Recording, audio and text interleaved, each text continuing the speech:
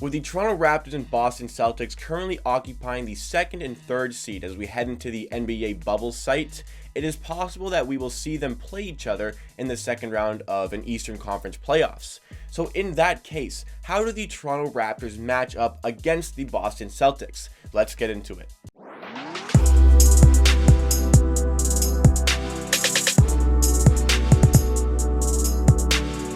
Hey everybody, this is Amateur Hour Sports. This is Jacob Scola talking about the Raptors' possible matchup with the Boston Celtics. There are a lot of very vocal Boston Celtics fans on Twitter who really think that the Celtics would take down the Toronto Raptors in 5 games. And I think that's a little bit far-fetched, but I'm going to break down the matchups and how the games would look if the Raptors do happen to face the Boston Celtics in the playoffs. Obviously, a lot has to go right for that to happen. I mean, they got to stay in their current positions or flip-flops so that the Celtics are in second and the Raptors are in third, and then they both got to win their first round matchups to get there. But it's very possible. It seems like a very likely second round matchup at the moment for both teams. So let's get into this and break down that series. So first of all, I think that this series will be reliant on the small ball approach from both teams. It's no secret that the Celtics really struggle in the center department. I mean,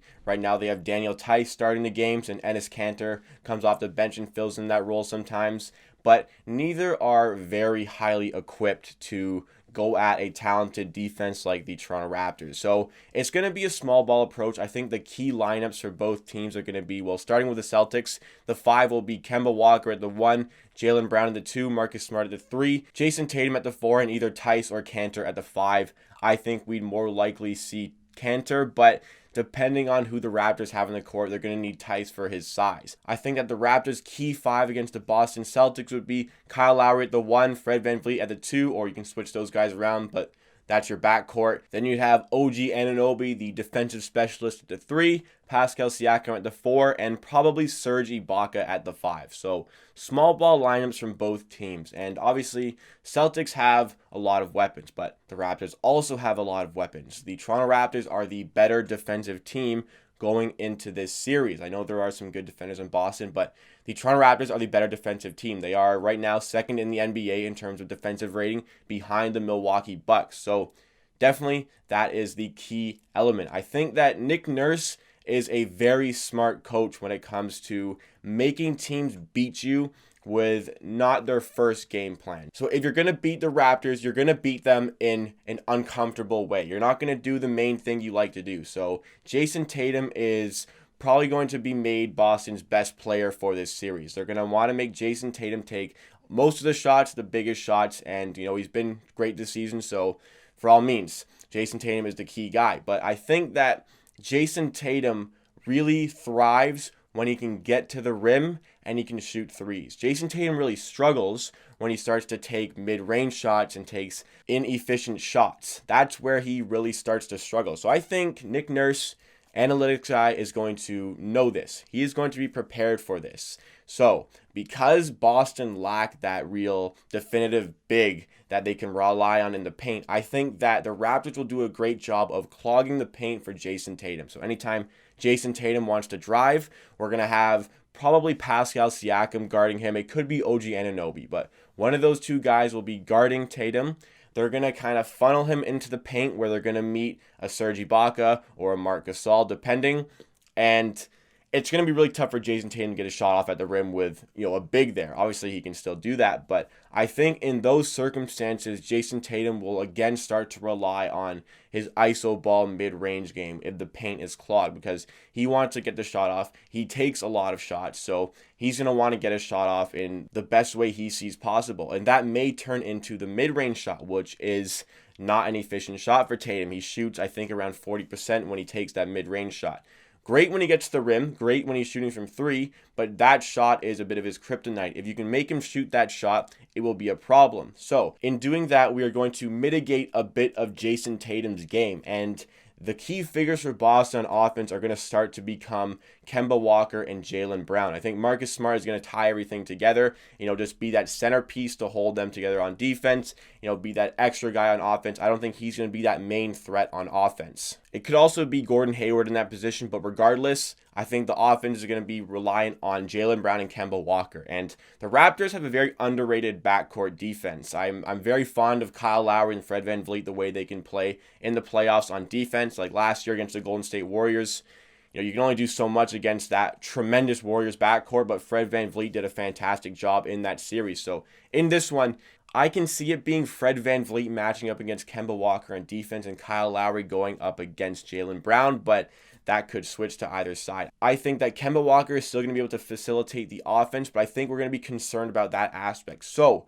Jaylen Brown is the one who's going to have a bit of extra space. I think we're going to rely on guarding Kemba Walker and also guarding Jayson Tatum, which will give Jaylen Brown some space, which is a bit of a danger. Jaylen Brown is a very good player. He's a very good shooter. He's efficient.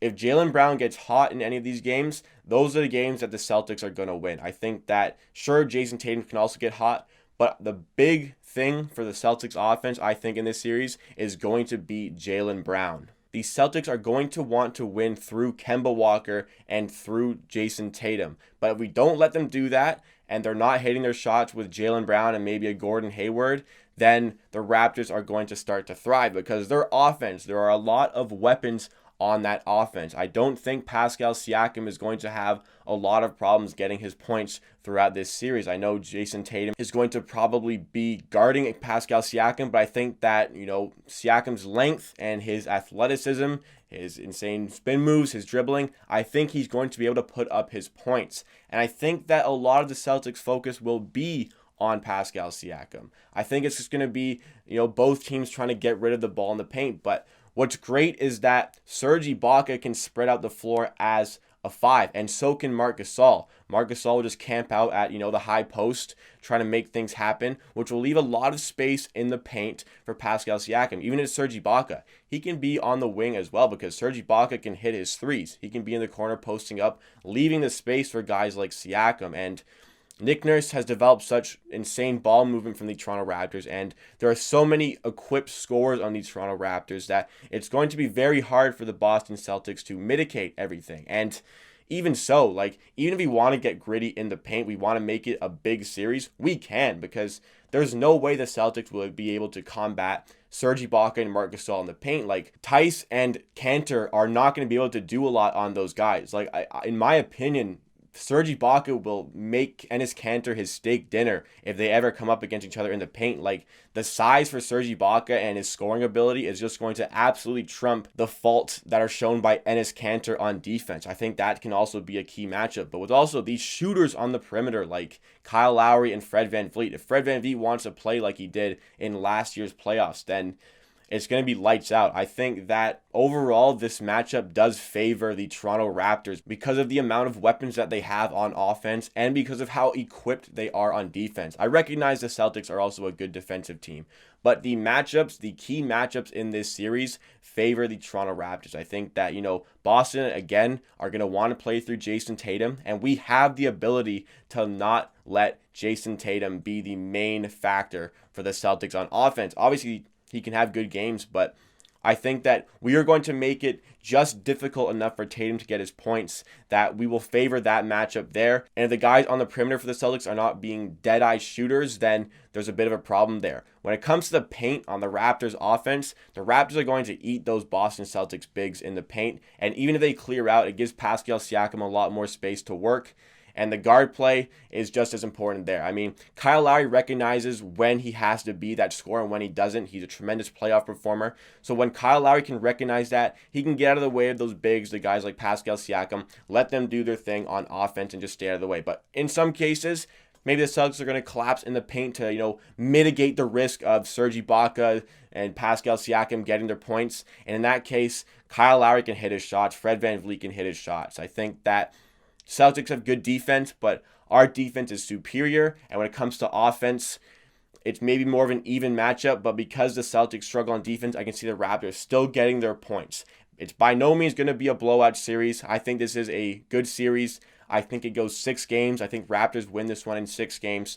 I don't think the Celtics can do enough on offense as a team to really be the dominant factor in this series. I think that the Celtics are going to have to be really hot in the games that they win. I don't think they just have a regular game and beat the Toronto Raptors. The Celtics need to go above and beyond in their games that they want to beat the Raptors. That's just how I feel. Obviously, some Celtics fans are not going to agree. Maybe the Raptors fans do agree, but I think Raptors in 6 if they play against the Celtics. I just can't see the Celtics being the superior team for 4 games out of 7 against a talented Toronto Raptors team like this. That wraps up this video. That's just my opinion on the series. I think the Raptors will win that series. Won't be, too comfortable, but in 6 games, you got to be happy and take that as a Raptors fan. But thank you so much for watching. If you are still here, please like the video if you like, and subscribe to Amateur Hour Sports for more content just like this. Really pounding in on the Raptors content lately. 3 Raptors videos in a row. I hope you guys are enjoying that content. At the end of the day, I believe what I say. If you disagree, that's okay.